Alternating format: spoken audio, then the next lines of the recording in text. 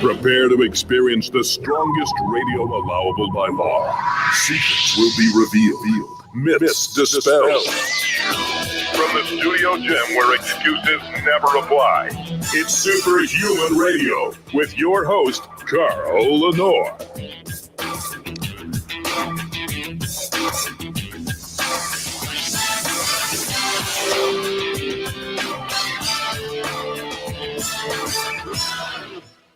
Hey, welcome back to another episode of Superhuman Radio. I was getting my green screen set up there. As you can see, I was disappearing for a second. I was doing a little magic trick. We have a fascinating show today. We're going to be joined shortly by Dr. Shannan Omara to talk about some research that he recently shared with the world, comparing a vegan diet, which is generally high carbohydrate, with a low-carb, high-fat carnivore/keto diet. Very fascinating stuff because we're led to believe that the vegan diet is a really healthy diet. And, like everything, it's more complex. No, everybody wants to know what's the one thing. There is no one thing. So we're going to talk about that. Later in the show, we're joined by Shannan, Yorton, Penna, and Ron Penna to talk about how to use collagen in your dessert recipes to create mouthfeel and the sense of carbohydrates being in them when you're doing low carb. So this is going to really fit nicely into the context of today's discussion as well. Of course, I have to plug our title sponsor, Legendary Foods. EatLegendary.com. Use the code SHR10 to save 10% off of your entire purchase of all your low carb, keto-friendly, high-protein snacks and desserts. And don't forget to check out their tasty pastry. It's basically a Pop-Tart with less than 1 gram of sugar, 9 grams of high-quality, high-leucine protein, and less than 3 to 4 impact carbohydrates. I promise you, if you try them, you'll never want to be without them. So check those out. And we will be joined now with my guest, Dr. Shannan Omara. How you doing, Dr. Omara? I'm doing well, Carl. How are you? Wonderful. Welcome to the show. During COVID, I stopped training in the morning. I started training after work. And today was the first day I trained in the morning, fasted. And I have to be honest with you, there's some acclimating going on. I feel like I literally dozed off in my chair about 30 minutes before this interview started. I thought, oh, this is going to be great. So I just did a little a Wim Hof breathing to kind of wake myself off because I'm sworn off of caffeine as well, which is another big difference in my life. So Wow. You were talking earlier about optimizing. I'm in the process of optimizing, and I've started to I started to do things that were not optimal for me any longer, and I'm getting them out of my life one at a time, and there's some adjusting. We'll talk about that later in the show, but I want to talk more about the reason we have you on. Before we start that, tell my audience a little bit about yourself, your background, your pedigree. Sure. So I actually was in law enforcement and practiced. My first profession was law enforcement and worked as a police officer and undercover drug agent. And then I became a criminal prosecutor and went to law school and did narcotics prosecution. And I got a little frustrated with the politics of criminal prosecution.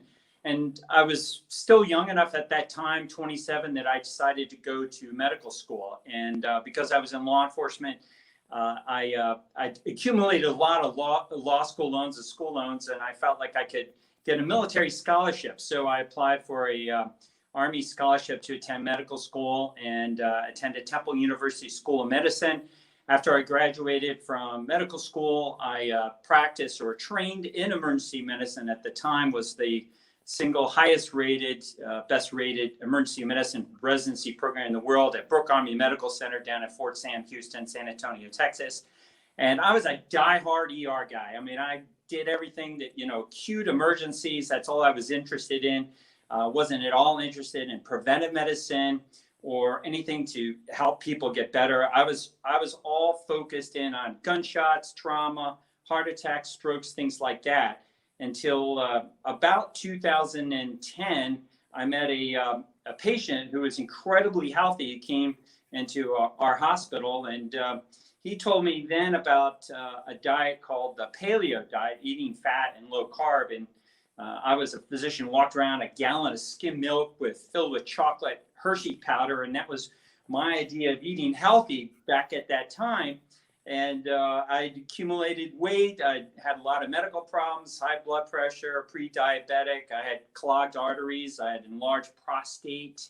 I had metabolic syndrome and eczema all over my body. And so when he told me that the founder and owner of Google had gone on this high-fat, low-carbohydrate way of eating, paleo, that got my attention, particularly because the reasoning that the Sergey Brin used to go on a high-fat, low-carbohydrate diet. He was looking at how that diet was behaving on the internet. And if you want to know what's important to people, you look at where they spend money and where they spend time. And Google was looking at that, and they saw it was in a high-fat, low-carbohydrate diet, and not on Weight Watchers or Jenny Craig or Nutrisystems or other diets are out there. There's just this diet then called paleo. So I read about it, and I immediately decided right there. I was pretty persuaded that Google was onto some good data analytics, and I thought it must have value. And I knew about the limitations of scientific studies, and I thought, well, Google's looking at a lot more data than what we can look at in scientific studies. Right. And so I embarked on a high-fat, low-carbohydrate diet, sent my intentions and what I was doing to my fellow physician colleagues, and I was absolutely shocked that nobody else wanted to do this. So I did it by myself, easily over 10 years ago, and within 1 year, all of my medical problems that I was having were all gone, and nobody told me that they would go away or that they would gradually get better. So it wasn't like I was biased to do that, but they sure did. And eventually it got me to the position where I just felt really, really, really pissed off. Like I'd been a fraud, and as an MD, and telling people to eat a low-fat diet, and that you should be avoiding saturated fats, and you should eat lots of bread and cereal and grains and things like that. And so I felt like my world was rocked. My foundation was taken out from underneath me. And I decided that I had to start researching this for myself to figure out how in the world that we could have it so wrong in medical school and in the profession of medicine. And so it set me in a course where by 2013, I joined a research practice up in Minneapolis with a researcher and MD PhD, Dr. Zhang, who had identified an interesting biomarker called visceral fat. And he invited me to get myself scanned, my own body. And I got myself scanned and measured my visceral fat and saw that I had a very reduced amount of visceral fat. And that was reassuring to a guy that had worked hard to eat a high-fat, low-carbohydrate diet and it endeavored for almost 3 years to become really healthy. And the scanner tech walked out of his booth and said to me, I was very nervous and scared what that scan was going to show, but he said, "You are obscenely healthy."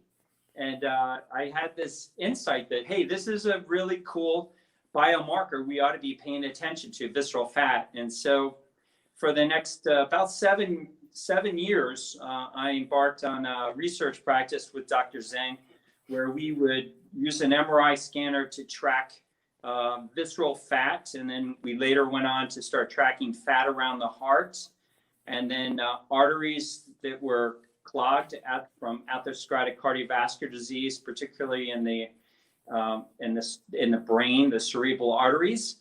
And we were looking at fat to muscle ratios in the body. And since that time, I've sort of refined my approach to one where I practice what I call health and performance optimization. So over the 7 years that we were involved in our research together, we were able to take these biomarkers showing the association of reduced and elimination of chronic disease to the National Science Foundation, who granted us support and funding. We received a National Science Foundation grant to study the reversal of chronic disease for our country. And we were really excited to have that grant money and to share what we knew with other people. And then we began to explore, now that we know how to reverse chronic disease and use these biomarkers to do that, how can we set this up to start sharing it with other people? And during this time, one of probably the most interesting take-home point that I'd share with your audience is when you truly eliminate chronic disease from the body, you increase human performance. So you actually can allow people to perform better, whatever they do, across the board. It's not just like one area. They just are better at everything. All their senses are improved, their execution of musculoskeletal activity. If they're an executive running a company, they run the company better. Right. So right. Suggests to me, Carl, real hope and promise for the future that we'll be able to take this capacity to optimize people and sell it to companies who want their employees to work better and organizations who want their personnel to perform better.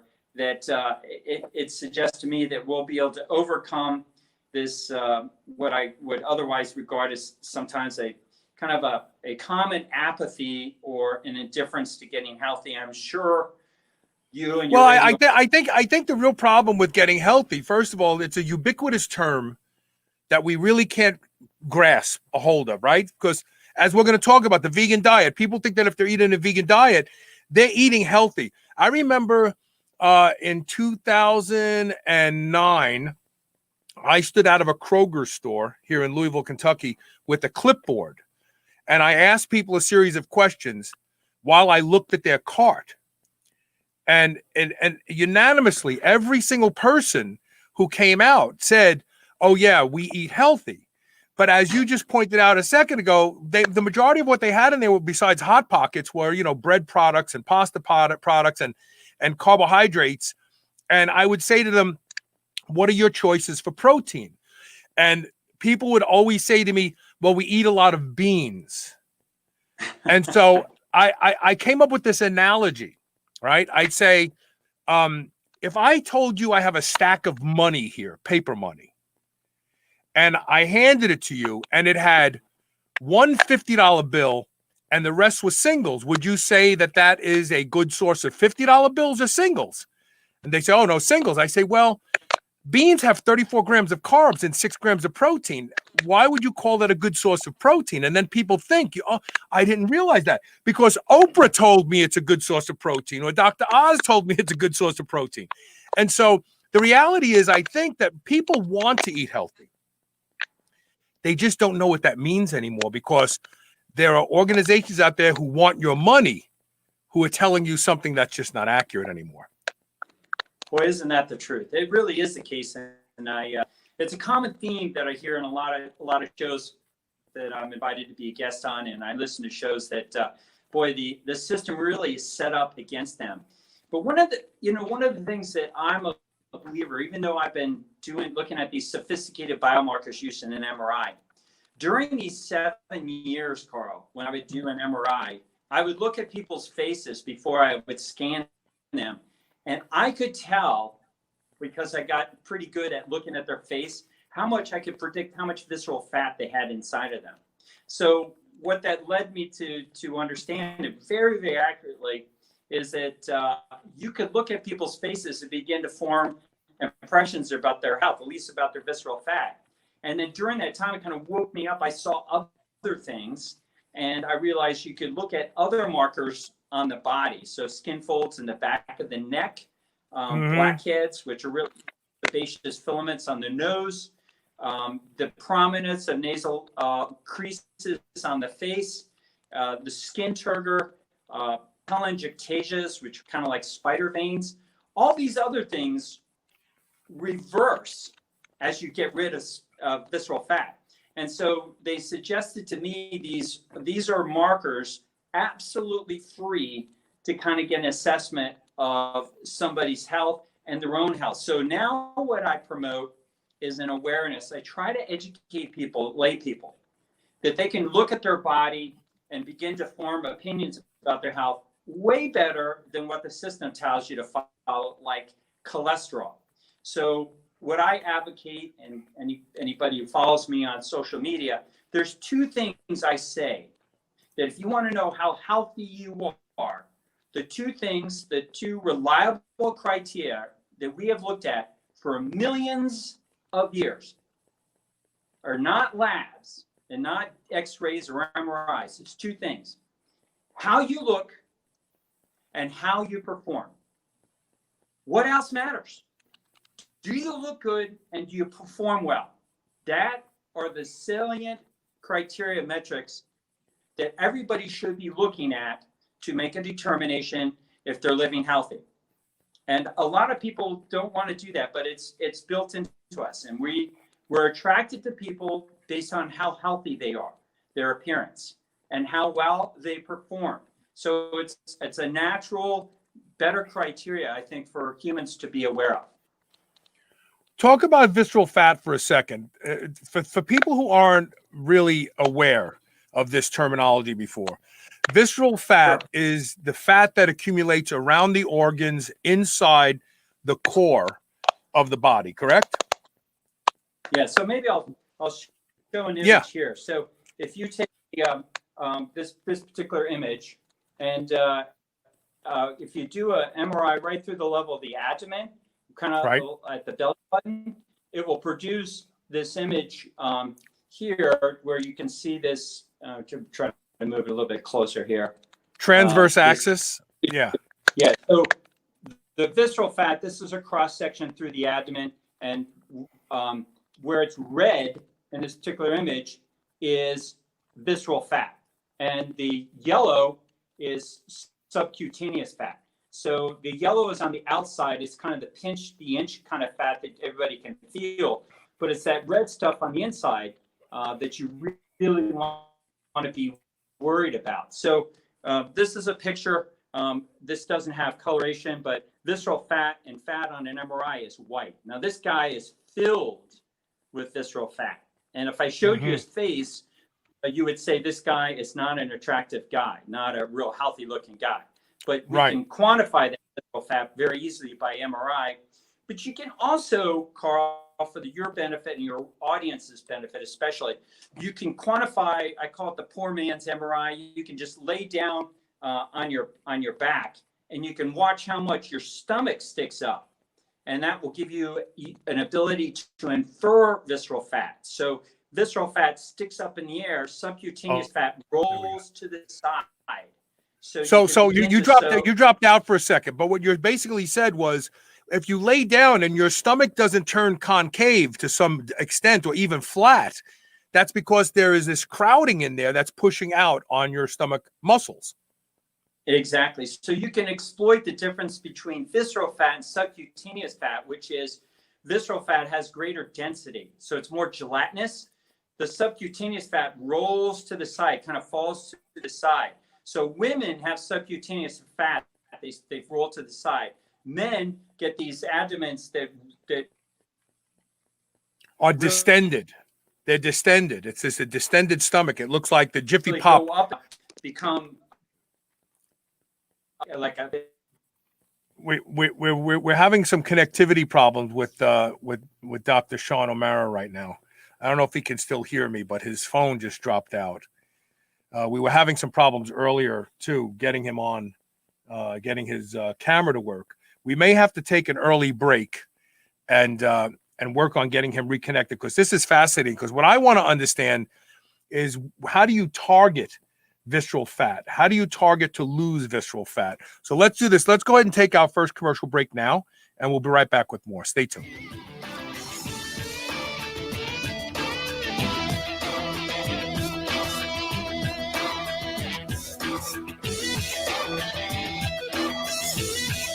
You've heard me talk about the chill pill on the show and how effective it is at helping people who suffer from social anxiety, or sometimes when you just want to take the edge off to a long, stressful day. Well, listen to this story from Dylan Goutreau. Definitely takes anxiety away, which I have a long history of. having. Started out at 2 milligrams a day of Xanax. That was at 8 years old. And so I stopped using benzos 3 years ago. Extremely difficult. Yeah, so I spent about 3 years trying to find anything and everything I could that would be healthy for me to help with anxiety. Because I'm talking, full out panic attack. The chill pill was the first thing that I found that actually in the middle of a panic attack I can take, and it definitely subsides. Go to drseeds.com. That's DRSEEDS.com. Use coupon code SHR and save 20% off your first bottle of the chill pill. Check it out. I promise this is one supplement that delivers. New Mass Pro Synthogen X2 just upped its own legendary game. To distance itself even further from the rest of the pack, Synthogen X2 now has double the key active ingredients. If you've ever wondered what steroid-like recovery feels like, Synthogen X2 delivers. See why others compare it favorably to powerful bodybuilding drugs at synthogen.com. Mass Pro Synthogen. When you train with it, you'll gain with it. Select Savory Snacks Original Biltong is the healthier alternative to sugar-laden beef jerky. Their sugar-free biltong is seasoned and then air-dried for up to 2 weeks, providing you with one of the most tender and flavorful meat snacks that you've ever had. They also use a fattier cut of beef, which adds to the tenderness and gives their biltong even better flavor. Select Savory Snacks Original Biltong is the perfect snack or travel companion for your busy life. Get a free meat snack sample pack with every order of $75 or more. Get yours today at selectsavory.snacks.com/SHR.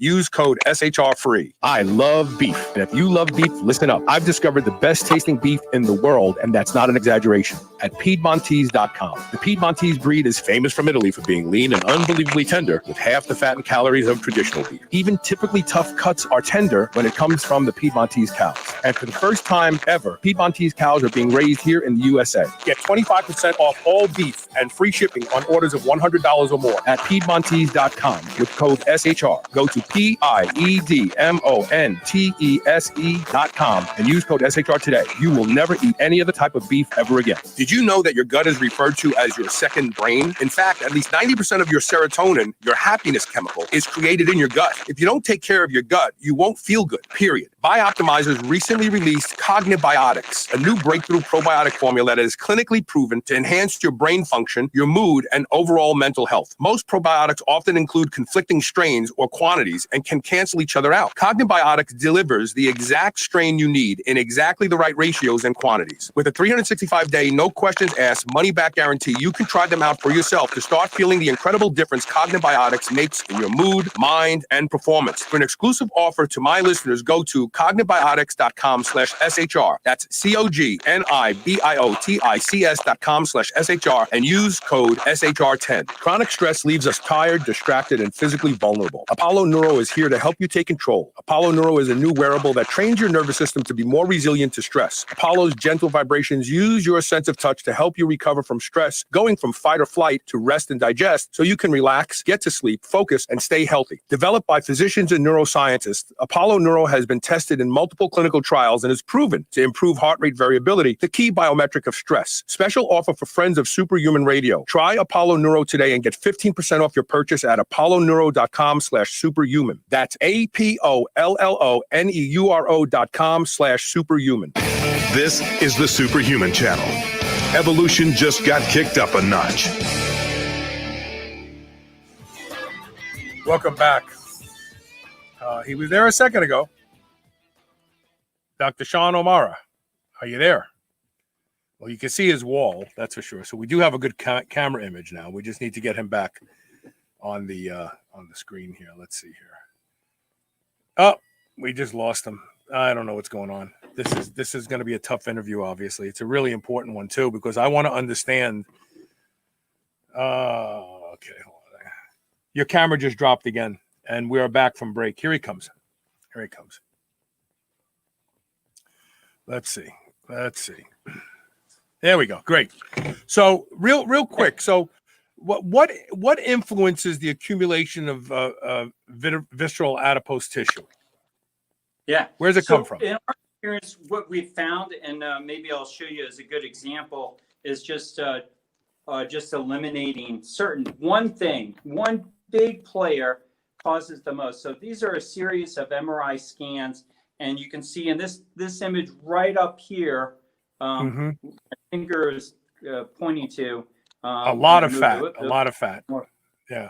So right in this one right here, there's a lot of visceral fat. And by the time they go down to this image in the bottom corner, that's 35 weeks later, they've lost a lot of that fat. And what's going on is they just did one thing. They cut out processed carbohydrates. So if you can see the difference between this image in the top corner and the image in the other side in the lower corner, it's just elimination of processed foods. So And so give me an example. Give me an example of processed carbohydrates. You're talking about bread, pasta, crackers, stuff like that, right?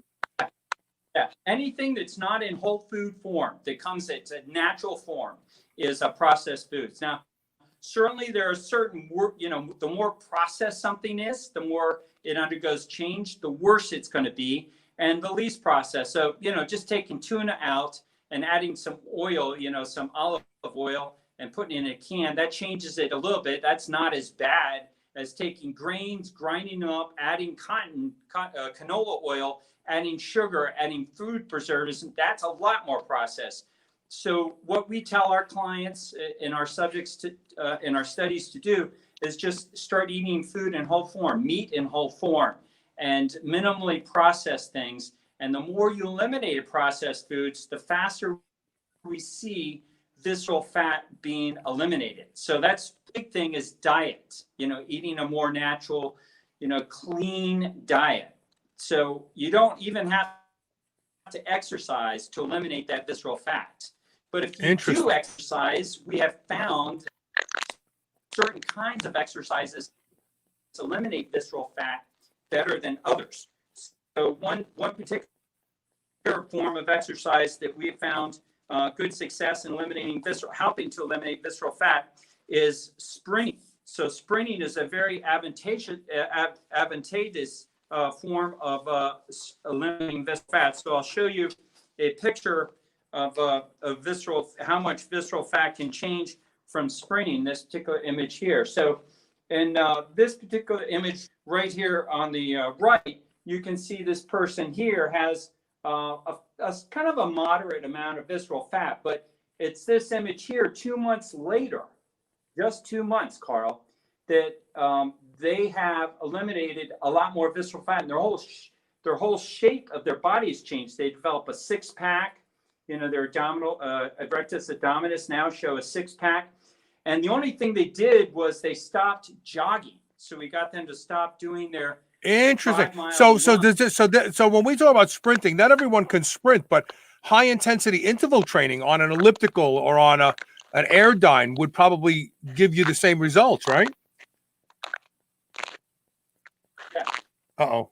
Well, you know, we have not looked exactly at sprinting, but a lot of our clients, you know, bring that up. And so it's something that we say, if you can't sprint, then you could try substituting, doing a very high intense, the equivalent of a sprint on a cycle or some other, you know, a rowing machine,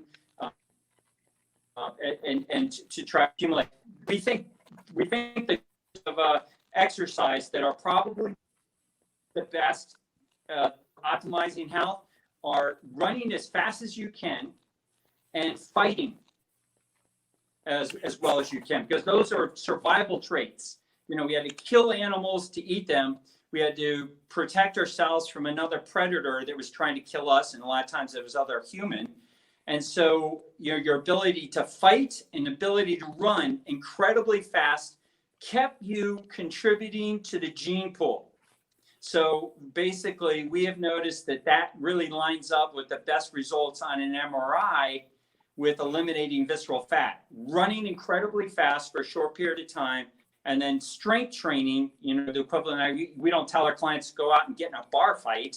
You know, we tell our clients to lift weights and to use gym rings and to do calisthenics and body weight resistance training in a manner that as closely as possible kind of mimics a fight. And that's how we get the best results in eliminating visceral fat and fat around the heart, and then opening up clogged arteries, which are, you know, really what I think I'd like to show you an example of that, because I think that's that's also really important to get across. Yeah, here. and this fits into a question I'm going to ask you about cholesterol. So let's look at this. Go ahead. Yeah, that's good. Yeah. So what we're looking at is a MRI. One on the image where my finger is pointing to. You can see the artery, and they're dark. But right here at the circle that I've got my finger on right here, you can see that there's a blockage. So that blocked image, and you can see that on my website, Medcon Wellness, a little bit better. But that blocked artery, we brought that person back in 9 months and doing a high-fat, low-carbohydrate diets, getting sunshine, using a sauna, doing cold showers, and eating fermented foods, optimizing their microbiome. And you can see that that lesion there now has become opened up right here. And so that is no longer clogged. And so we've seen that repeated numerous times. And we started looking at arteries because when we got rid of visceral fat, people reported that their brains were performing better, their memories were better, they could understand information better, interpret information, their cognition improved. And they asked us what's going on in the brain that might be going on in the brain when you get rid of visceral fat. So it's then that we discovered the changes are in the atherosclerotic cardiovascular plaque-laden vessels actually reverse and open up when you make the right choices. But the point I'd like is not just doing one thing. Like it's a great thing to eat a high-fat, low-carbohydrate diet. I think that's a good start, and exercise is good. But what you really have to do is live well. You got to live optimally. You got to do many. It's like, you know, if you went to school and you just studied math, you only did one thing, like just worked out, right? If all you do is exercise, you're not going to get as good results if you change your whole life and do a lot more other lifestyle additions, strategies. Then it's going to, what I call, amplify those results. And so amplification results in optimization. And it's been my observation that most of the experts in a particular field just do one thing. They're kind of like a one-trick pony. And you've had them on, Carl. These are guests that are like experts in one thing. But then, you know, they don't do the other things. And what I think we have to do as Homo sapiens is we have got to start living better. So I recommend my clients do basically 25 things. You know, it's a lot, and it might, you know, intimidate some people, but it's basically just like your comment at the start of the show. It's just educating people to better choices that they should be making. So high intensity exercise, standing and not sitting, doing sprinting, getting outside and getting sunshine and fresh air, and optimizing your microbiome. And that's a big area of our intervention to get people, is to get them off foods and eating fermented foods where you get these microbes that go into your gastrointestinal tract, and then hang, you know, the expression birds of a feather flock together. Hang with healthier people, because when you hang with people that are unhealthy, you pick up bad microbes. And when you hang with really people that are living their life well, you pick up their good microbes. And that's why we see oftentimes in families, everybody's obese because they're sharing these obesogenic microbes. These microbes that cause obesity get shared within families, and they get shared within institutions, gyms, and, you know, locker rooms. And so we're passing on these microbes, and that's why our society is getting so much heavier. It's multifactorial. There's a lot of things, but the other end of the obesogenic microbes and pathogenic microbes are healthy microbes. So if you were to do a microbiome analysis on, you know, the World Cup soccer, you know, winners, you would see they had really good microbes, and you can in fact harvest those microbes. If somebody is listening right now, the future is going to be, if you want to make a lot of money, is you develop a company that starts harvesting these microbes from high performers, and you sell them and you package that, because you can influence people's behavior, their performance, by these microbes. And you see this, and your audience sees this all the time when you see basketball games. So when somebody doesn't move, you go up and high five somebody, you're trying to harvest their microbes. You're trying to get their microbes from there. And chest bumping and shaking hands, you're exchanging microbes. Right. But when you see something bad, cringeworthy, you look the other way. You recoil. You move away from them. You see people that are really sick, you don't want to go near them. Yeah, you don't want to high five them. Yeah. Instinctual. Right, exactly. So it's really, microbiome is very important. Not enough. Josh Bruner has a good question. He says, what about oils? Should oils be avoided? Olive oil. There's a lot of talk about polyunsaturated and saturated oils. Are these effective, or are they counter effective in this whole process? Yeah, so that's a great question, Josh. So my opinion is that I think there's a lot of emerging information about these processed oils, that they are super bad. They, in fact, may be worse than carbohydrates, particularly I would say definitely carbohydrates in natural form. I would rather eat, if I had to, a tablespoon of honey than a tablespoon of processed oils that have been highly processed in very unnatural form. So the type of fat that you should be using instead of oils would be like 100% grass-fed butter, or ghee, or tallow, or lard, or suet. Kidney fat is a really a good source of nutrition. In fact, kidney fat, you can see in this MRI image, this person has a small amount of visceral fat, but fat around their kidneys. And that was the fat that the Native Americans would eat first thing when they hunted a bison. The first, part of the animal that they would eat, they prized the most, was that fat around the kidneys. So, I stay completely away from processed oils, and I eat healthy, natural forms of fat. And that's what we recommend. So I want to answer Josh Bruner's question here. By the way, that's good. No, go ahead. The other thing I was going to say, add to that, is in this particular image, this guy, you see how much musculature he has in his scan. All his muscles are dark. He's enormously muscular, and this individual here is a very, very healthy individual, and this is his picture of his body. So you can see that in his picture, this guy's nice and muscular, and this is Emmanuel Matadi, and he's a sprinter. And when this picture was taken, he didn't lift any weights, wasn't lifting any weights, didn't do push-ups or pull-ups. He got that nice body just by sprinting. And so he had really enormous psoas muscles. His core was really well developed.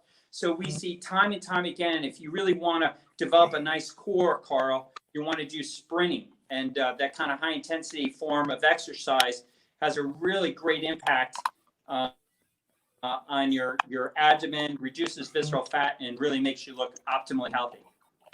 So I want to answer Josh Bruner's question here. He says, harvesting microbes, but at what cost? Playing God, equivalent to cloning in order to change DNA? So Josh, you're thinking way too deep, brother. Do you know that 75% of the microbes a mother gives to her infant when nursing come from her areola and not from the milk? We're not talking about altering DNA. Think of microbes the way you think of food that you put in your mouth. This is not about changing DNA. This is about planting seeds in the gut that interact with the food that you eat. So you're not playing God by doing that. Let's go to one other question I want to answer for Josh before we move on, because we'll take a break. He says he asked two questions about cholesterol. Your research found that cholesterol really is not indicative of the derangement that we think it is, right? No, exactly right. And so what I advocate people would be better off following their visceral fat than cholesterol, because nobody can defend visceral fat. You don't want any in you. But there's a lot of evidence that shows once you start reducing cholesterol, your mortality increases, your health decreases, and it's really a marker. Get rid of stuff that's not good. We use cholesterol to build cells, to build, construct hormones inside the body. So I'm very passionate to get rid of cholesterol for health. It's just that the big pharma and the healthcare system, big medicine make money off of. You want to get rid of visceral fat. Look at your big gut, your dad bod. If you got that big abdomen going, that's something you want to get rid of. You don't have to do an MRI on that. Optimize your health. You can if you pay attention to people who look, gray hair guys who look good and perform well, find out how they do it, and you employ that, and you'll look good and perform well as you start adopting their life. Not because you track your cholesterol. There are two good studies done by the University of Hawaii called the cholesterol studies. Are you familiar with the studies I'm talking about? I have seen them. I can't recall the exact details on them. Well, right what they did was they looked at individuals 70 years old and older, and they showed that the individuals 70 years old and older who had the highest cholesterol levels lived the longest. And this flies in the face of this notion that we have to reduce cholesterol levels in order to improve health and longevity. If anything, it shows exactly the opposite. No one talks about these two well-done studies. These are very well-done studies by the University of Hawaii. No one talks about them because they don't fit the narrative of the statin-pushing doctors today. Yeah, no, it's so true. And I think we're going to see more and more studies coming out. There's not a lot of money for these studies to look at cholesterol and the harm they cause. And so it's just not a popular thing. So I think cholesterol is just the amount of money we end up researching it is really driven towards trying to create a market. So I'd rather people look at natural biomarkers, their appearance, and how well they perform. And visceral fat, if you want to get rid of something, visceral fat, spider beans, the appearance, face, how much hair you have. I've noted in studies as subjects that we put in our study, their hair sometimes doubles. It's 200% on their legs. These are guys in their 50s, who start doing many, many things, and now their hairs on their legs are regrowing. And gray hair. I mean, my own self, my gray hair is starting to turn black in this big patch in the back of my head that my hairstylist found, and I took it to a hair transplant surgeon, and he's never seen anything like it either. So I think we're going to see a lot of really interesting biomarkers, cutaneous, external ones that nature gives us to give an idea of who's healthy and how to impact health. But the real big point I think we have to make is don't follow young people who may just look good because they're young. You want to follow older people who look good and perform well because they've lived their life well and they know how to teach and instruct you. We've always valued elders, and we're kind of falling away from that as people today. Older, they perform less well and they look worse because chronic disease ever has been, and that is beginning to challenge the tradition of following elders. When you and I were young kids, we learned to respect these and we would follow our grandparents. But today, our grandparents' generations now, they're in nursing homes. They look like Hades. They perform terrible. They're not, they're just riddled with disease, and they got bags full of medications that they're taking. And so it becomes very difficult for young people to listen to advice from old people when they look so bad. Yeah, exactly. Yeah. pay attention to this old person that Right. It's an interesting dilemma that, paradigm that I need to change. I want to take a quick commercial break. When we come back, I want to talk specifically about the vegan diet, because there's this illusion out there that if you're eating a strict vegan diet, you are healthy. But we're seeing that that's not true. We're talking with Dr. Shannan Omara. Excuse me. Had to clear my throat. His website, let me just put it up here real quick. His website is medconwellness.com. If you want to reach out to him and learn more, we're going to take a quick commercial break. Stay tuned. We'll be right back.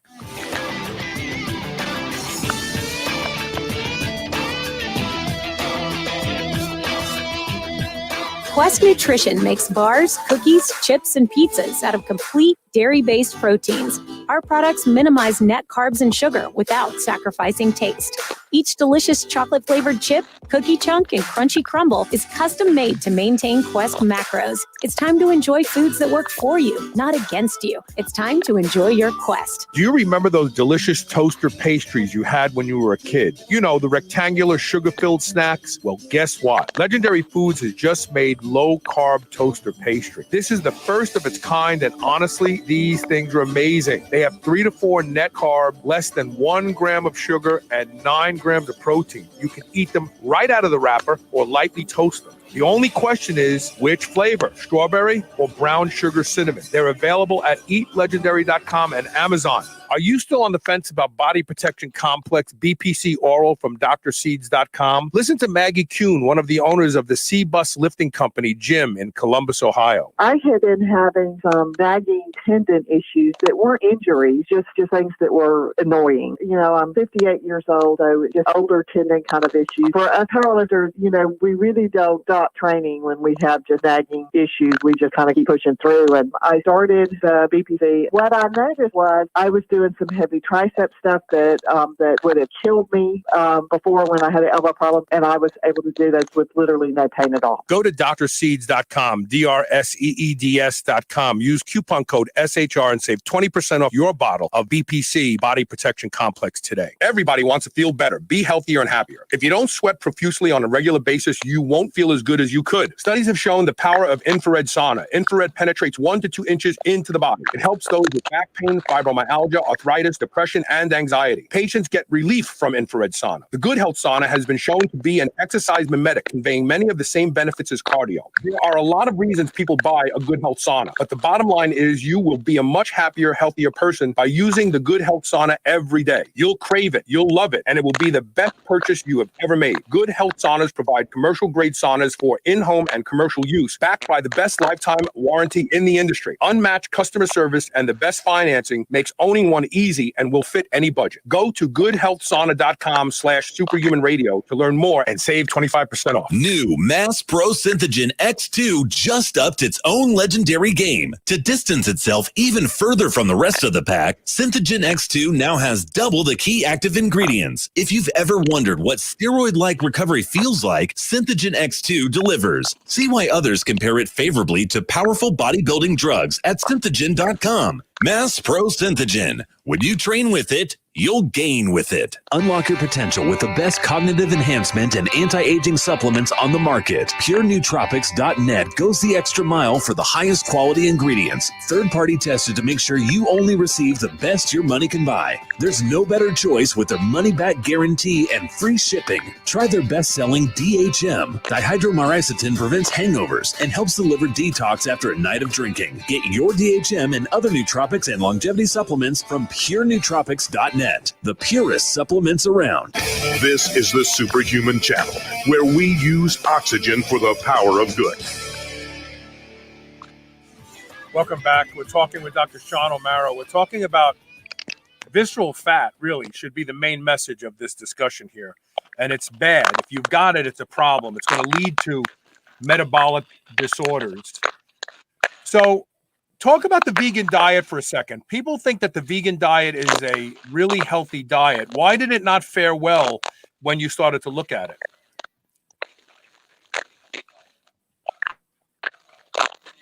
Can you hear me, Sean? Yeah, so a couple Good. I'm sorry. Good. things that and particularly long-term vegans. Yeah, I can hear. Can you hear, Carl? Yeah, there's just a lot of crackling So, noise couple for some things we reason. I'm not noticed sure what it people is. that are on a vegan diet, a high carbohydrate. Yeah, I hear it too. And let's see if it But go ahead. Go ahead. is that a little bit.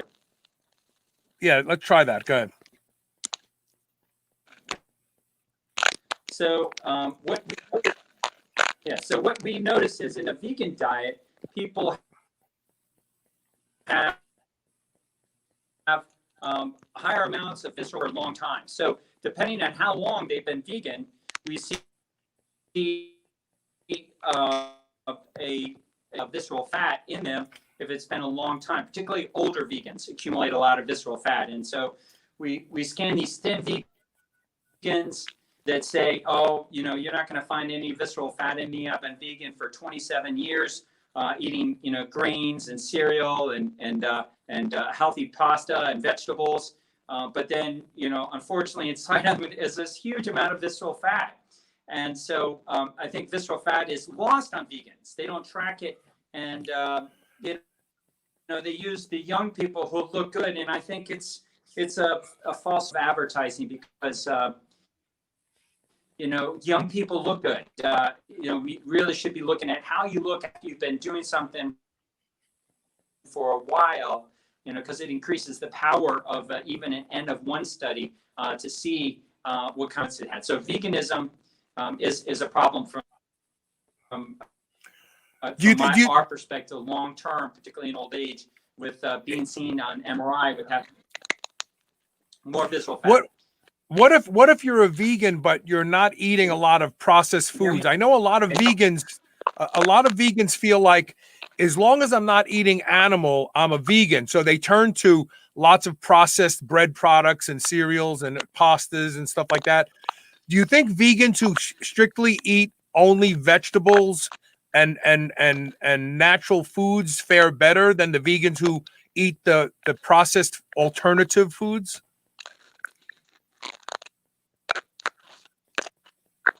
Yeah, for sure. Sean, Sure. And I have to admit that we've had vegans like that. Ones that are more pure in their diet and just eat vegetables and aren't eating processed forms of food.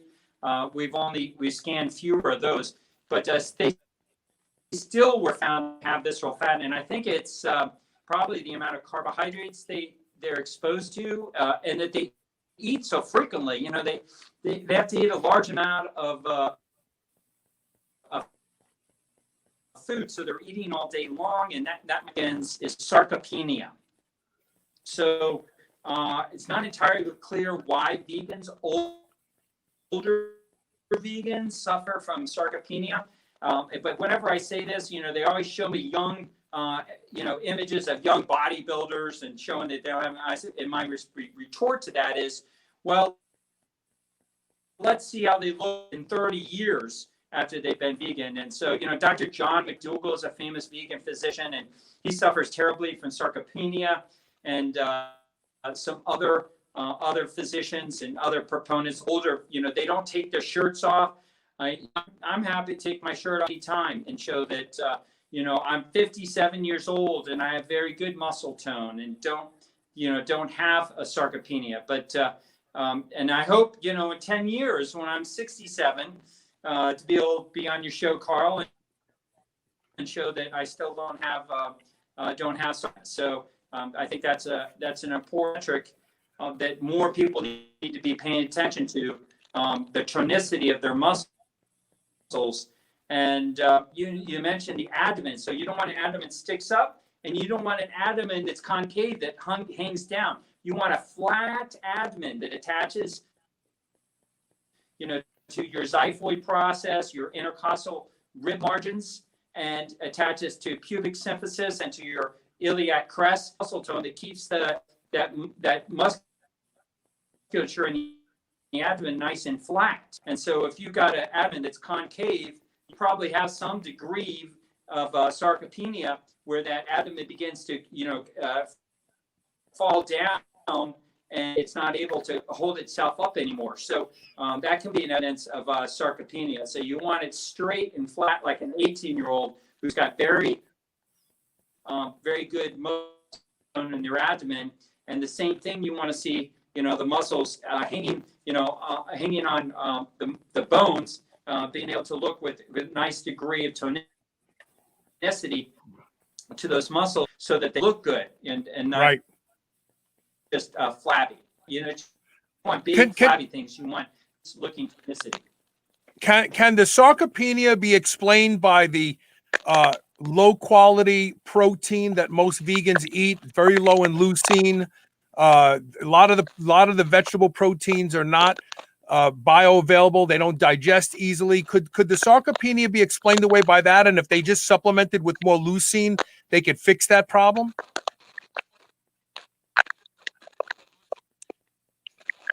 Yeah, I think that's a great study. We should be looking at the capacity for vegans to supplement to higher quality protein that may assist them.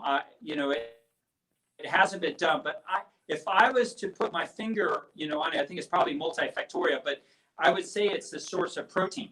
That they're not eating meat, and meat has got such great sources of nutritional value, it being the most nutritiously dense form of food available.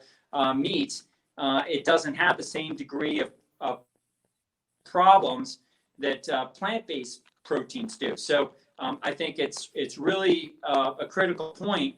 And I've seen less visceral fat and less sarcopenia, especially in people that eat some, like fish, rather than I still see sarcopenia in fish, but it's not quite as bad. So I think it's important to get healthier sources of protein to combat sarcopenia. I think it's absolutely an imperative that you eat the healthiest sources of protein possible to optimize the human body, not only its appearance but its performance. And that's why I think some of the healthiest forms of plant-based diet are lacto, ovo, pesci vegetarians, where they are eating fish, they're eating eggs, they're eating dairy, and they're eating a lot of plants as well. If you insist on being a plant-based person, you really have to choose one of those protein sources to accompany your diet. Would you say that that's an accurate statement?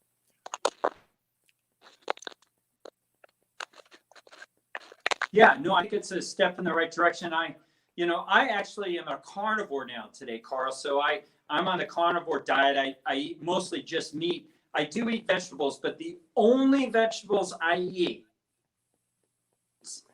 are vegetables that are processed by Mother Nature through microbes. So fermented vegetables. I only eat fermented vegetables. And I think that's because it helps to decrease some of the plant defenses that we're learning about, saponins, lectins, and these plant defenses that we're increasingly starting to question just how inflammatory and toxic our plants might be, and meat being without any of these defenses. So the defenses are the teeth and the claws and fangs and stuff of these animals. That's how they defend themselves. And once we get past that, it's all good. So I eat meat, and the only vegetables I eat are fermented. And I also, the only dairy I eat are fermented. So yogurt, fermented cheese, fermented like kefir, things along those lines to, as a better source, in my opinion. It gives me, the probiotic benefit, the microbial benefit.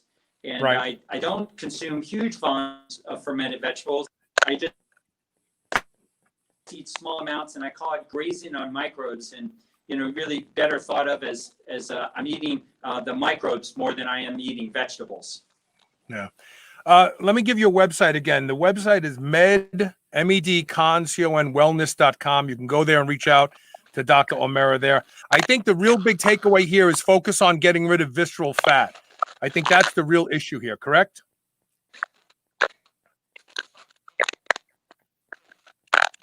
Did we lose you? Yeah, if I was to advocate something to get rid of, it would be visceral fat. Get rid of visceral fat, and then work on improving your appearance. I mean, here's a interesting change just in your face. So if you can see, this is a picture of how I used to look before I got healthy. This is me about 10 years, about 12 years ago. 11 years ago. And you can see it has a much higher degree of inflammation in it. And that's because I had more visceral fat at that time than I do today. And so that's a big change. So looking at your face. And then this is a picture of my profile, how much my profile changed in the past 3 years. So, 11 years. And you can see this picture is up on my website too. Even the shape of my head changed. So my head no longer is sticking out. My head looks better. My hairs are hairier on my arms. They got more hair. I got more hair on my abdomen. My veins are bigger on my hands and my arms, as you can see in these photographs. So my vasculature changed, and that's an interesting thing. I don't know that this camera will allow, because usually web cameras don't allow, but my arteries have become visible as well now, Carl. Yeah, I can see them. I can see them. Yeah.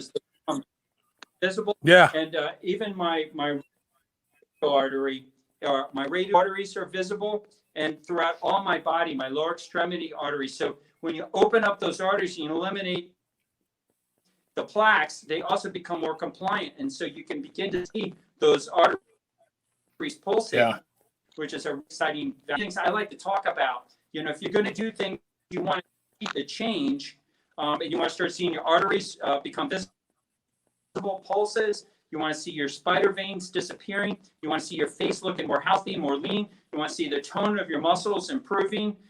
You want to see more hair developing on your head, on your arms and your legs and your abdomen. These are all signs reassuring that we see in 50-year-olds even, that they are actually getting better, that nobody talks about, because this concept of amplification takes so many things to do. It's basically a rework of people's lifestyle, and most people, just want to do one or two things. And really, if you want to be optimally healthy, you got to do a lot more than just one or two things. The website is medconwellness.com. You can reach out to Dr. Omara there. Sean, thanks for being on the show today.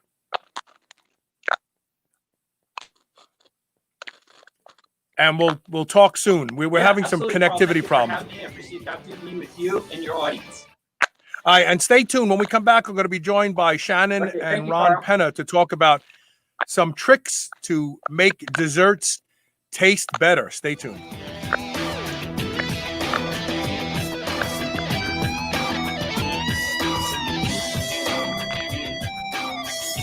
Over 11 million people in the U.S. have some form of retinal damage, also known as macular degeneration. This is expected to double to nearly 22 million by 2050. Artificial blue light, age, type 2 diabetes are all contributors. Doctors say there's no cure. ARMED is changing that opinion. In one clinical trial, 93% of patients had arrested or improved their condition. 54% reported lessening of glare, reduced dryness, and improved clarity and comfort. And 0% felt worse during treatment and no side effects. Take control of your macular degeneration or keep it from ever occurring. Go to wisechoicemedicine.com and get armed today. Select Savory Snacks Original Biltong is the healthier alternative to sugar-laden beef jerky. Their sugar-free biltong is seasoned and then air-dried for up to 2 weeks, providing you with one of the most tender and flavorful meat snacks that you've ever had. They also use a fattier cut of beef, which adds to the tenderness and gives their biltong even better flavor. Select Savory Snacks Original Biltong is the perfect snack or travel companion for your busy life. Get a free meat snack sample pack with every order of $75 or more. Get yours today at selectsavory.snacks.com/SHR. Use code SHR free. Whether your goal is to build muscle or burn fat, you'll find everything you need at Redcon One. Need help getting a good night's sleep? Try Fade Out, or the most popular pre-workout supplement on the market today, Total War. Sign up for their new Transformation Challenge and win $10,000. Or shop for apparel that people at the gym will know that you are serious about your training. Need a testosterone booster that works? Check out Boomstick. Whatever you need, you'll find the best quality supplements on the market at Redcon One. Go to redcon1.com. That's REDCON1.com, or go to superhumanradio.net and click the Redcon One banner ads today.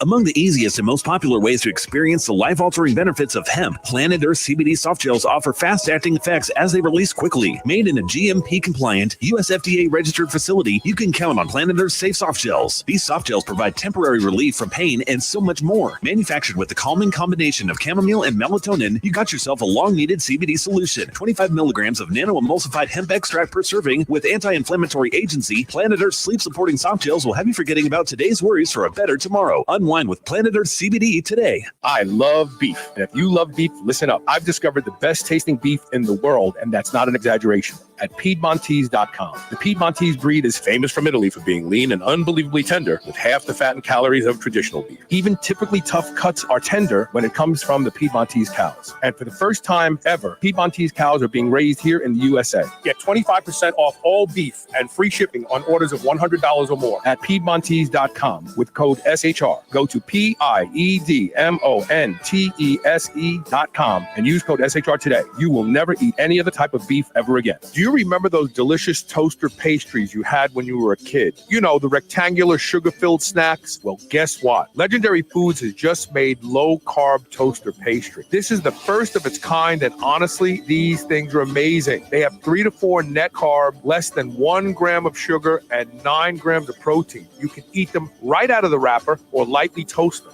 The only question is, which flavor, strawberry or brown sugar cinnamon? They're available at eatlegendary.com and Amazon. This is the Superhuman Channel, where brawn and brains finally meet.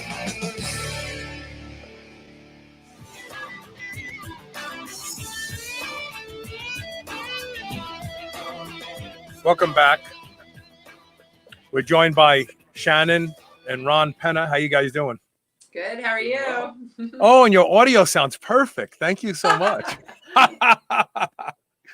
Anyway, so this is actually a good conversation to have following the discussion, because we know that visceral fat seems to be driven by insulin. Is that true, Ron? You always correct me when I'm wrong about these things. You think it's driven by insulin?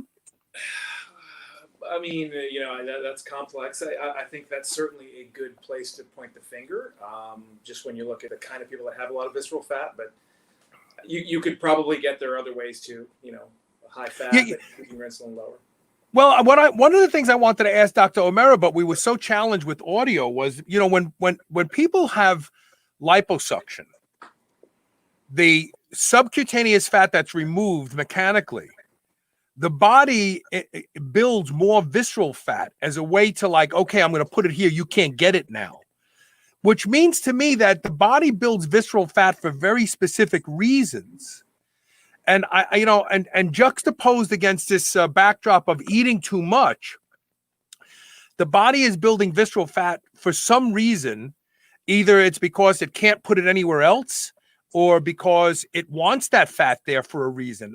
That's the thing, that if I had not understood the phenomenon of having liposuction and developing greater degrees of visceral fat as a result of removing that inventory, so to speak, those fat cell inventory, the body goes, okay, we're going to put it here now. So there's got to be something else about visceral fat, something unique. It's interesting you say that, because if you look back at Sean Omara's photos, he actually shows the musculature and how there's depositions of fat in the musculature because it doesn't know where to put it, so it's got to put it somewhere. So I never thought of the body as having too much of a plan in terms of visceral fat. I always assumed that, it's just getting so crazy around here, we got to stick it somewhere. And obviously there's, I know East Asians have more of a tendency to have visceral fat, so that there's definitely some differences in terms of genomics there. But I think it's just, there's not enough room. We got to find a place to stick it. Now that you say that, it makes sense to me, right? If you remove subcutaneous storage inventory, the body has to put it somewhere, so it defaults to visceral fat, I guess, because it ran out of space artificially. Right. You're actually removing those cells; they're not there anymore. So now it's like, you got to create some, or I got to stick this energy somewhere. It doesn't have time. So I think that does make sense.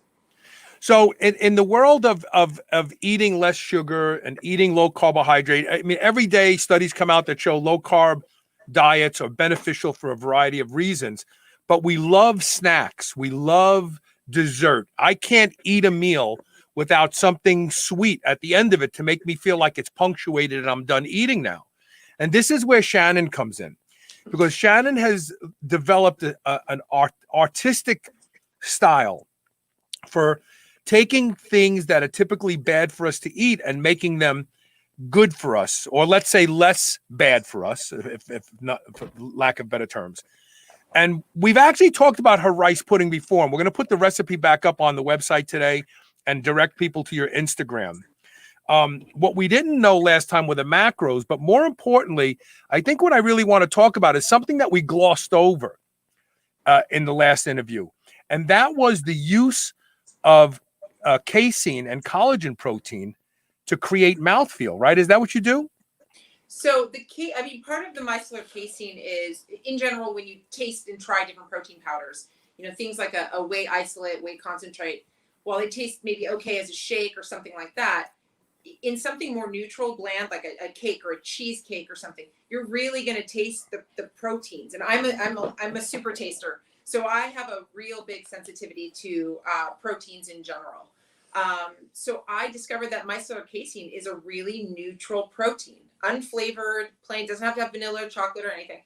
It's a really great thing, not only to add protein without the taste of protein being in it, but the texture.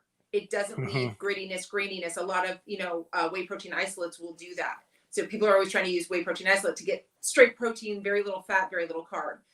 You get to do the same thing with micellar casein, but you get the texture, you get no taste or aftertaste, no proteininess. So that's kind of more why I use it. So the texture that you're talking about is a mouthfeel that's usually contributed by carbohydrates, right? Or fat, cream, or butter fat gives you that really nice, sort of fatty, creamy taste. And oddly, micellar casein is, if you mix just a little bit of micellar casein with water, we do this a lot, or I'll use sometimes just an unsweetened almond milk, and just mix it till it makes almost a paste. It's really, really soft. It almost has, if you don't mix it too well, you can leave it kind of chunky, if you will. It's almost like cottage cheese. It's got that creamy texture, but slightly. So we'll do that sometimes, add a little bit of almond butter, peanut butter, and you've just got a good protein boost right there. So it's just, like I said, it's a very, I call it a soft protein. It doesn't have any grittiness or graininess. When you mix it even with just water, it's super, super smooth. Okay, so let's talk about the rice pudding recipe for a minute, because I didn't realize this, but it only has 1.9 grams of net carbs. That's insane, because typically a bowl of rice pudding would have 40 or 50 grams of carbohydrates, right? Yeah, at least. Yeah, at least, if not more, with all the sugar then too added. Yes. So, yeah. Yes. So in general, the rice pudding thing came up where it's something I love and grew up with. My mom loves it. And I thought, why not use all those shirataki noodles? They have shirataki rice now. Why not try and make a rice pudding out of it? The one thing people need to do more is try different brands. Because I used to use the general Miracle Noodle rice version. Right. And they're a lot of people didn't like, the water liquid it comes in. It smelled like rubber. Yeah, it's different. Some people say it's just very oceany, fishy. So you have to rinse it, and so it goes away. It's not a big deal. But a lot of people are just turned off automatically, and they're like, I can never touch that. So you just have to try other brands. Now they're doing a lot without any liquid in there. You can just still rinse them the same, but it's not full of that water, which is often interesting. They have like a lime in it. They have some different things, but there are a lot of brands that use a little bit of oat fiber, and that gives it a more al dente type of texture rather than that sort of gummy or I don't know, gelatinous-y, some people would say. I don't mind it. I mix and make all around it, so I don't have a problem with the texture of like the original type of Miracle Noodles or that type of brand. But they are making ones now that don't have the like tofu. There's some brands out there that have tofu in it. So if you're not someone who wants to have, tofu, soybean stuff in there, there's companies that are using oat bran. And so it just adds a little bit more fiber to it.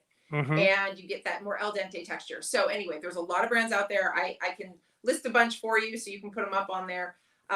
But they have more of the color of pasta. So there's slightly that, beigey, creamy color instead of clear. Right. So they even look more like pasta or noodles or rice or whatever. So anyway, part of it is just trying out different brands to find the one you like. I found 2 brands I absolutely love, and those are just my go-tos now.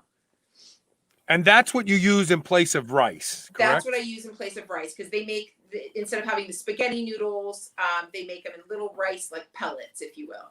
Right, right. Yeah. So theoretically, you could use that to replace rice in just about any meal, not just this rice pudding. I've done it with chicken. I've made, what was that thing I made? I made a curry recently with chicken. I've done a lemon coconut soup with some rice. So it was, like you can do anything you want. Stir fry. You can do all sorts of things.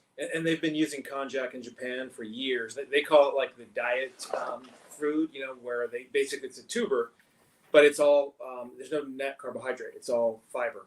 And what ends up happening is it basically swells and it fills your stomach up. And it's pretty simple. If you have like the chicken curry meal, you're basically eating chicken, but the meal's actually pretty big, and it fills really you up. Fills you up and tides you over. And it's the same effect I have with the rice pudding she makes. It's basically a protein delivery system. You're talking about over 2 or 75% calories come from protein, and you have basically 3 ingredients. You've got micellar casein, you've got the collagen, and you've got the konjac rice. Yeah, and then I use heavy cream. But you could use, if you want to make a lower fat version, you could do unsweetened almond milk or coconut milk or anything you want. I just prefer to use, I like heavy cream. I'm more keto, so that's just more my thing. You could do half the amount of heavy cream. It's not like you have to use the heavy cream to make it work. You can make this same thing with just straight water if that's what you wanted to do. It's going to be less, creamy, but you can do it. It'll work. In fact, konjac is made from, I can't think of the name of the fiber that it's made from. Well, it's called, like, they call it glucomannan. Thank you. So glucomannan. Good. I'm sorry. Well, I was going to say, Dr. Cassandra Forsythe Probanik, or she's been married now. I think her name is different. But when she was at UConn, Dr. Cassandra Forsythe wrote a book for Women's Day magazine that was revolved around using glucomannan fiber 15 to 20 minutes before every meal. And naturally, it increased satiety, it made you full, it slowed gastric emptying, people ate less and they lost weight just by adding glucomannan. So theoretically, you could eat a cup of this, of the rice pudding before every meal and have probably the same effect. Yeah, that's kind of how I use it. I usually eat it once a day. But that meal it's like 275 calories. It's really small, 75% of it's protein calories, but it lasts a long time. Some of my other meals, you get hungry an hour or so later, but this one, even though it's relatively low fat, works really well. So I've played with glucomannan capsules before meals too. It definitely swells up and it really does work. And the rice is a much better format just because it's more enjoyable. It's more enjoyable. Really the other problem that they found out with the capsules was they don't always open up completely and expose all of the fiber to the gastric juices so that they can inflate with liquid. Like they discovered that some of them kind of look like worms where they didn't open up all the way. They just got wet on the outside and they stayed like that and they didn't do their job. So I'd rather use the rice pudding because it's already inflated. It's ready to go. You eat it and you're full. Well, it's always more fun to eat that anyway. So yeah, come on. Really? Who wants to take a capsule, right? Now, Ron, you're a huge fan of collagen protein, but you say it's not for the reasons that most people think of. What is it? Yeah, I guess I'm a relatively recent convert because I know I was always suspicious of it for a couple of reasons. Number one, collagen is super low in leucine, as you were talking about in your last segment, and it's really seen as kind of an inferior protein. And I always thought that was the case. However, you did a show a few years ago, if you remember. Do you remember on jump rope and collagen synthesis? And do you remember that? I think not the one where you can actually rebuild soft tissue by taking collagen before training. You mean, correct. Right? Yeah. Yeah, that one. Yeah. Collagen synthesis, and the guy I think he was doing jump rope 3 times a day. Just any kind of impact thing. That's pretty interesting. And one of the things I didn't realize is protein synthesis is driven by leucine over here, and then you've got collagen synthesis over here, which is totally independent, driven mostly by glycine. And the two are not they're related, but they're independent at the same time. So, a lot of people say, well, why am I going to waste time with collagen because I'm really just trying to build muscle? Well, collagen synthesis is a very important part of that. And if your glycine is low, you'll be in a deficient state. Additionally, if you eat a lot of animal protein, which a lot of people that are listening to this show do, your methionine is sky high. And glycine is used to buffer methyl groups. So the more animal protein you eat, probably the more collagen you need to balance that out, right? Which is, I know Chris Masterjohn's talked about this. It's pretty interesting because, you think about in the wild, what do you eat? You eat a lot of connective tissue. So you're getting a lot of collagen. You're eating skin. You're eating all that. We don't really eat that. We're eating steaks. We're eating burger, ground up ground beef does have more collagen, but most likely we're a little out of whack on the leucine side. So yeah, that's why I became a convert to collagen. I've always been suspicious of it because it works really well. It's soluble protein, so it goes into solution really well, and manufacturers love it because it's cheap and it's easy to work with. Right. Usually that's a bad sign. I think in this particular case, it's actually the opposite, and it's measurable. You can measure collagen synthesis, and I know you use glycine for sleep, weren't you, Carl? Yeah, I do. I still do 3 grams of glycine at night, and I sleep so much better. I just do. And my son was having trouble sleeping, and I told him to do it, and he did it, and he sleeps like a charm now. But glycine does 2 things. It increases brain GABA to a greater extent than just taking GABA itself. Not all GABA that you take orally gets into the brain, but when you take glycine, the upregulation of GABA in the brain is dramatic, like gram for gram more than taking GABA. So you have that. So that relaxes you and kind of gets you ready to fall asleep. But the other thing that glycine does, especially in a world of people with trouble with blood sugar levels, and that is it's a highly glucogenic amino acid. It can convert to glucose like that. And so it's able to stabilize blood sugar throughout the night without demanding the adrenals or some other process to actually kick in to force gluconeogenesis to occur. So it's really, to me, it's like a miracle. And now I know that you don't use glycine, but you do use collagen protein at night, right? I do, and I don't like to talk about it because it's such a good weapon that I don't want the whole world to know about it. But yeah, and you've had Joel Green on your show too, who talks about this. But I kind of found out about it by accident. But I noticed that we were making Jello blocks and using them a lot of times late at night if you're trying to control your calories. You're kind of hungry. If you eat that, oh my gosh, it does something very unusual to appetite. I've played with lots of appetite suppression, different Hoodia, Gordoni, and things like that. Right. But it does definitively have a very dramatic effect on appetite. And till bed, you don't really need to eat anything else. So that is yet another interesting thing about glycine. So do you have a brand that you like? Tony Picus is asking what brand he's at. Hi, Tony. Yeah. Miss you, Tony. Yeah. Unflavored Great Lakes hydrolysate is what he uses. What do you think? We tend to use Vital Proteins. So we use their collagen, and we've played with a few others. I mean, I don't know. You sort of have your feeling on that. And remember, you've got gelatin, which is what you need to make like blocks, Jello blocks, and you've got collagen, hydrolyzed collagen, which is a smaller peptide, which is what we use in the rice pudding and things like that. So, but you've done a lot of different naked collagen. Yeah, I use that company, I guess they're Naked. I don't know. They do naked protein, naked everything, naked glutamine, naked micellar casein. Right. So I use their collagen and their micellar casein. I also use Vital Proteins.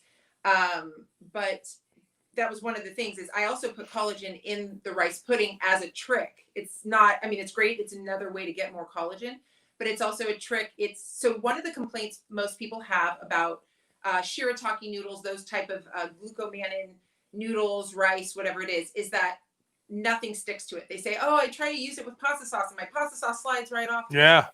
Collagen allows it to stick. So I use it as a way to get everything, the protein, the cream, the whatever, to stick onto the noodles and make a rice pudding, a thick rice pudding. I will also put it, if I'm making pasta and I'm doing pasta sauce, I will just put maybe 1 scoop of collagen in that, on the noodles, and then put your pasta sauce and your chicken or your whatever you're doing with it. So you put it on the noodles first. Yeah. While it's in the bowl. It's like it's like primer.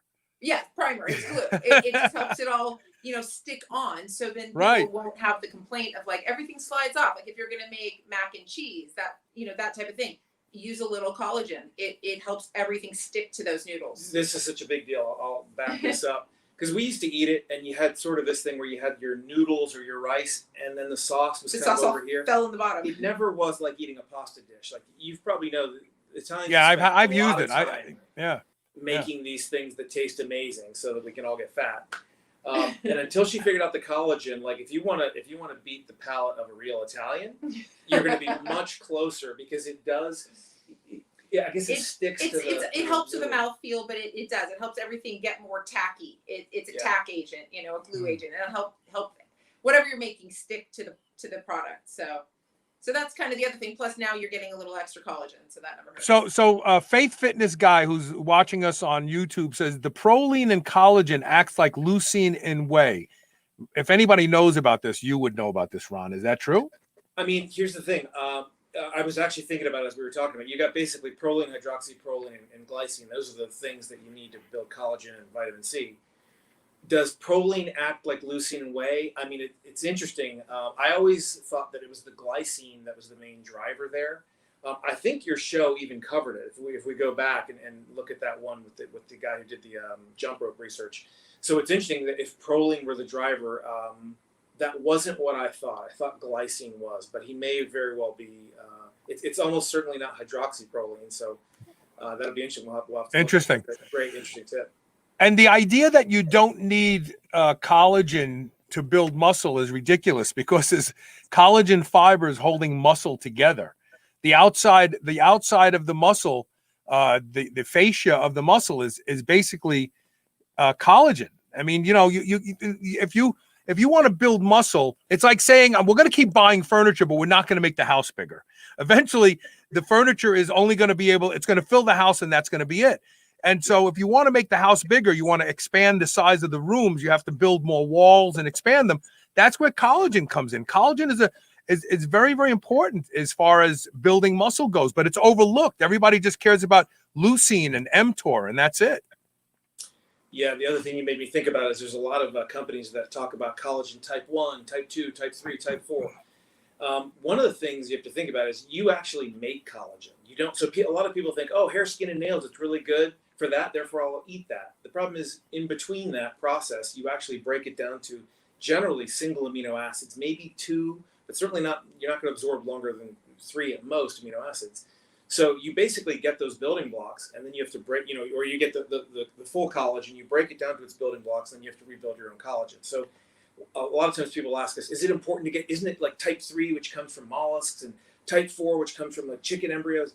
Not really, in my opinion, because at the end of the day, all sources of collagen are going to be reduced to amino acids. And then depending on what's going on in your body, you're either going to build more collagen or you're not, which if you think about it, people with scurvy, these are people that are dying, their teeth are falling out of their mouth, they can't build collagen.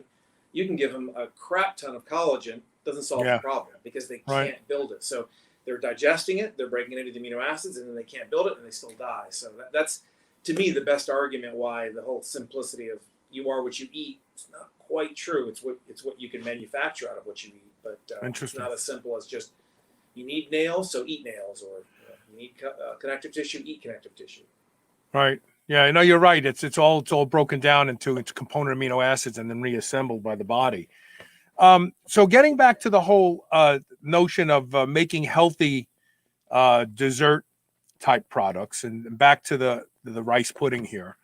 How long does the rice pudding stay in the refrigerator once you make it? Is it something that stays for a while, or do you have to make small batches? No, well, I make a batch of about 12 servings. So, you can make it as big or as little as you want. I feel like how he wants to eat it, which is daily, I'm going to make a bunch and put it in the fridge. So I would say it lasts about a week to a week and a half. Well, for a woman, in terms of when he eats it. For guys, probably 2.5 to 3 weeks. I've pushed it. I mean, Shannan is super good about it'll last in the fridge for a while, as long as it's refrigerated. I mean, I'm not going to say months, but you know how long a thing of cream is going to sit? Yeah. Cream lasts quite a long time. Isn't it crazy? We had cream from last Thanksgiving, this past Thanksgiving. Wow. And it was in the refrigerator. Buying your cream. Well, no, it somehow got stuck in the refrigerator out in the garage, all the way in the back. And so this past cold. Thanksgiving, yes, and then that refrigerator gets opened maybe 4 times a week, let's say. Right. That cream was still good. I opened it up. It didn't smell sour. I mean, it was definitely dense. It was dense and like syrupy. Right. But it didn't go bad, and that made me think, wow, fat doesn't go bad, does it? I mean, it will spoil eventually. Cream will go bad, but it does last, couple to several months. I know, at least by the date on the container. So Otherwise you're just mixing that into cream. Now, if you were to add water to it or almond milk, now you're putting another product in there that, water activity that has a different shelf life. But if you're just doing it with mainly cream, you've got many weeks shelf life, especially refrigerated. But he goes through his in easily a week to a week and a half, I would say, in those 12 servings, because he eats about one a day, sometimes two. Right. It also travels really well. So, shakes travel pretty well, but it doesn't have the satiety of this thing. So if I'm going to go somewhere, and you can eat it warm or cold. You can eat it warm or cold. Some people prefer it microwave warm. He likes his warm. I like cold. So, I love warm rice pudding, because when I was a kid, we used to go to the Jewish delis and they would scoop it out of it was on the steam table. It was on the steam table. They would scoop it out and they put a little cinnamon on it, had raisins in it. I used to wait for my mother to take me to Nat's. Nat's was the Jewish deli my mother owned a hosiery store where she sold, underwear and nighties and stuff like that.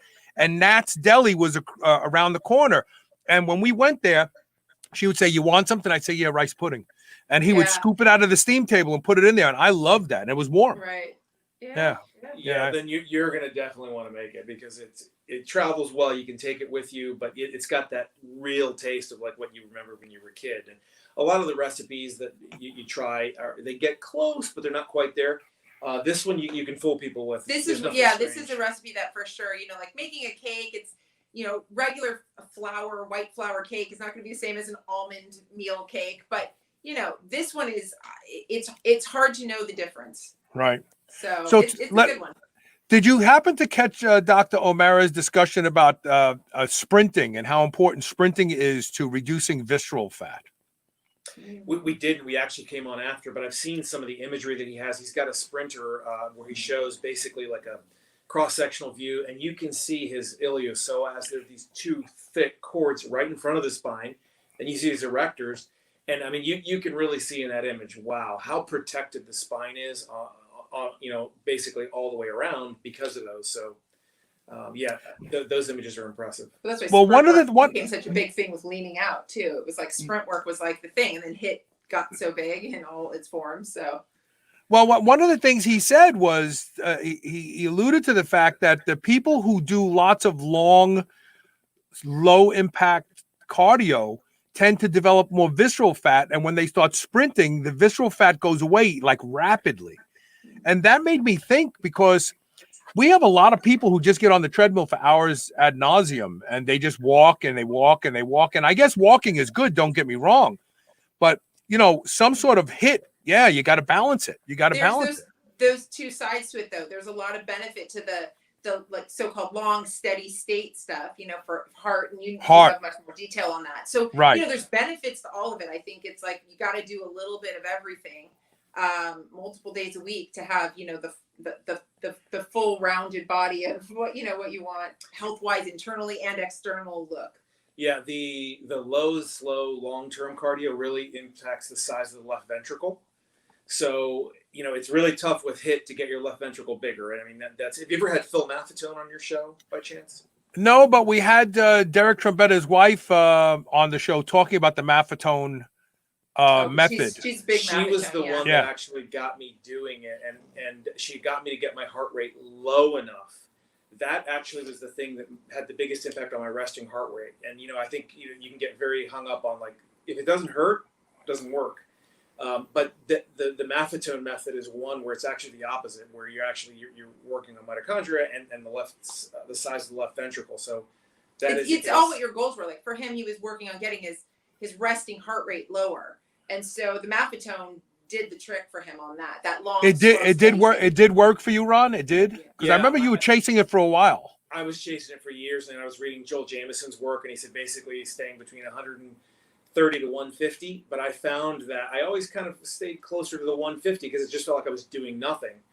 And Derek's wife was the one who said, no, you got to be down closer to 130. And I was like, come on, going even less intense, that's going to have more results. But I did it for several weeks, and there's a test that you can do so you can objectively see if it's worked, and that's what it was. Just being over 145 beats, the blood doesn't stay in your left ventricle long enough to eccentrically stretch it, so I didn't see any real difference. Once I went lower, I actually did see a big drop in my resting heart rate. What is Derek's wife's name? I feel terrible. We keep referring Kristen. Thank you. I'm like, oh, Derek's wife. She didn't have a name before she married Derek, you know. Apparently not. Christian Trombetta. Thank you. I feel terrible. All right, so we're gonna put this recipe up on Superhuman Radio's website. And we'll also put Shannan's Instagram page where you can go and find lots of great recipes. People actually use Shannan's Instagram to plan their whole week's menu of food. That they get different recipes, and right, Ron, you know I'm not lying. Here's the thing: I know a guy who's really smart. He got his girlfriend interested in it, and she basically has made like 80 or 90% of all the recipes. So he texted me the other day, said, "Man, I am eating amazingly well.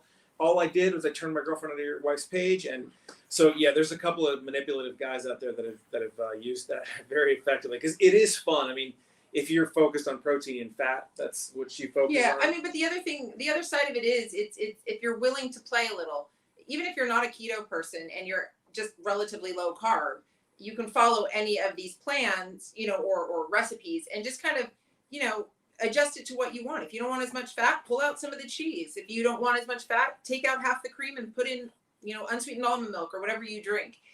There's ways to adjust it. People kind of go, oh, I don't eat that high fat, I can't do that. You just have to look at the ingredients and make simple substitutions. You don't have to be a chef or a baker to do this stuff at all. Yeah. Says the baker. No, I know.